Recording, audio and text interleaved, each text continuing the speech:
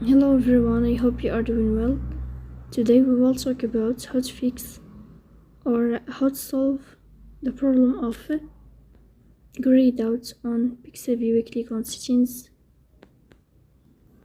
Here we click on apps, default apps, app settings. Then we will search for Pixiv and we click.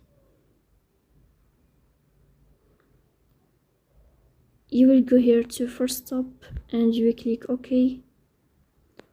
Then you will enter to storage. You will click on clear cache. After that you will turn on your airplane mode and you will turn off your airplane mode again to fix that problem.